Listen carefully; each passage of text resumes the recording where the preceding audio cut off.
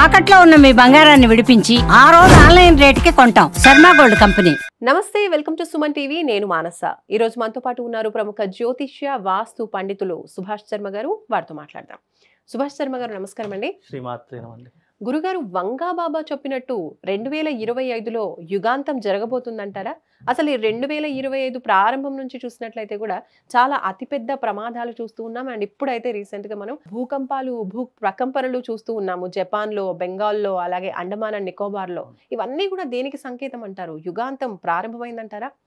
చాలా మంచి ప్రశ్న అండి. చాలా మంది ఎదురు చూస్తున్నటువంటి అంశాలు ఇవి. ఎందుకంటే గతంలో బాబా వంగా గారు చెప్పినటువంటి ప్రతి ఒక్క జ్యోతిష్యం, భవిష్యవాణి నిజమైనటువంటి దాఖలాలు మనకు కనిపించాయి. అది ఎప్పుడైతే మనకు ఈ సోషల్ మీడియాలో రావడం జరిగిందో అప్పటి నుంచి చాలా మట్టుకు ఆయన చెప్పినటువంటి సంఘటనలు నిజమయ్యాయి కదా, ఇది కూడా నిజమవుతుంది కదా అని చెప్పి చాలా మంది భయపడి ఆందోళన పడేటటువంటి సంఘటనలు చాలా మట్టుకు జరిగాయి. అయితే నిజంగా బాబా వంగా గారు చెప్పినటువంటి అంశాలు ఆమె స్వయంగా ఎప్పుడు నేను జ్యోతిష్యం చెప్తాను నేను చెప్పలేదు, ఎప్పుడూ కూడా నేను భవిష్యత్తులో ఇలా జరుగుతుంది అని కూడా ఆమె ఏదైతే ఆమె 11వ ఏట ఆమె పుట్టుకతోనే అంధురాలు కాదు. ఆమె 11వ ఏట కంటి చూపు పోయినటువంటి సంఘటన ఒక అనివార్య కారణాల చేత, ఒక భూకంపం చేత ఆమె కంట్లో దుమ్ము ధూళి చోకి ఆమె కంటి చూపు కోల్పోయినటువంటి సంఘటన జరిగింది. అయితే అప్పటి నుండి ఆమెకు ఒక మహత్తరమైనటువంటి ఒక కార్యం కూడా జరిగిందని చెప్పుకోవచ్చు. ఎప్పుడైతే ఆమె కంటి చూపు కోల్పోయిందో కొన్ని రోజుల తర్వాత, కొన్ని సంవత్సరాల తర్వాత ఆమె భవిష్యత్తుని ఆలోచించడం ప్రారంభం చేసింది. దానికి అనువయంగా ఆమె గొప్ప చిత్రకారురాలు.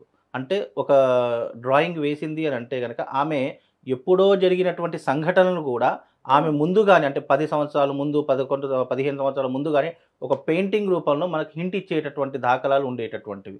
ఆమె రాసినటువంటి ఒక పుస్తకంలో కూడా ఆమె వేసిన ప్రతి పెయింటింగ్, అంటే భూకంపం అనేటటువంటి సూచన ఎప్పుడైతే ఆమె ఒక పెయింటింగ్ రూపంలో వేసిందో అది 2004లో ఒకసారి వచ్చింది. అందులోనూ మనకు 2013లో కూడా ఒక భూకంపం రావడం జరిగింది. అంటే సునామీ లాంటిది కానీ, భూకంపం రావడం కానీ, ఇలాంటి కొన్ని సంఘటనలు ఆమె చిత్రకార రూపకంగా మనకు అందించినటువంటి సంఘటనలు కొన్ని ఉన్నాయి. అయితే ఆమె గీసిన ప్రతి ఒక్క డ్రాయింగ్ కూడా ఆమె భవిష్యత్తులో జరిగేటటువంటి సూచనకు ఆధారంగా పెయింటింగ్ వేసేటటువంటి అంచనాలు అప్పట్లో చాలా మట్టుకు నిరూపితమయ్యాయి.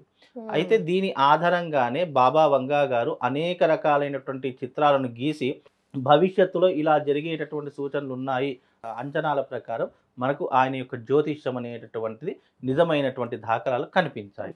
ఇప్పుడు కూడా ఆమె రాసినటువంటి గ్రంథంలో 2025వ సంవత్సరం అనేటటువంటిది ప్రపంచం ఎప్పుడూ కూడా మర్చిపోలేనటువంటి సువర్ణాక్షరాలతో కానీ, లేదంటే ఆ 2025 మర్చిపోలేని ఒక సంఘటనగా మిగిలిపోతుంది అనేటటువంటి విషయాన్ని కూడా బాబా వంగా గారు తెలియజేశారు. అలాగే ఆమె గతంలో, అంటే 15 ఏళ్ల క్రితమే బాబా వంగా గారు ఏం చెప్పారు అని అంటే గనక 2020 సంవత్సరము ప్రపంచంలో ఒక మహమ్మారి సోకి ప్రపంచమంతా కూడా స్తంభించిపోతుంది అనేటటువంటి సంఘటన ఆమె బుక్లో రాసినటువంటి ఆధారంగా సూచించడం జరిగింది. అయితే ఇప్పుడు జరిగినటువంటి సూచనలన్నీ కూడా ఆమె ప్రిడిక్షన్ చేసినటువంటి సంఘటనలు కూడా దాదాపుగా 2084 వరకు ఆమె ప్రిడిక్షన్స్ అన్నీ కూడా చేసి ఒక గ్రంథపూర్వకంగా మనకు అందించింది. ఇప్పుడు దాంట్లో అందించిన ప్రతి ఒక్క అంశం కూడా ఇప్పుడు జరగడం మొదలైనటువంటి దాఖలాలు కనిపిస్తాయి. ఏ రకంగా పోతులూరి వీరబ్రహ్మేంద్ర స్వామి గారు కాలజ్ఞానం చెప్పారో అదే రకమైనటువంటి విధంగా ఈమె చెప్పినటువంటి విషయాలన్నీ కూడా జరగడం మొదలవుతున్నాయి.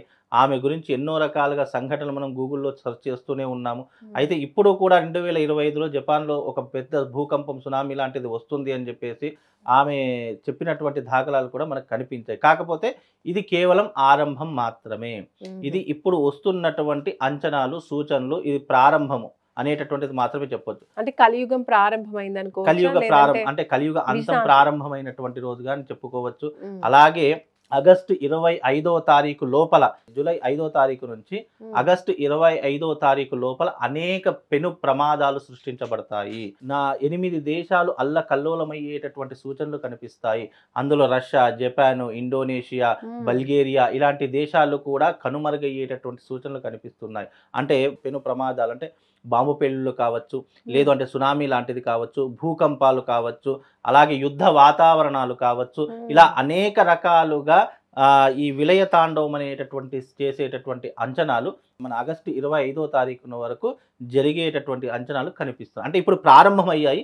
ఆగస్టు 25వ తారీఖు రాసి పెట్టుకోండి.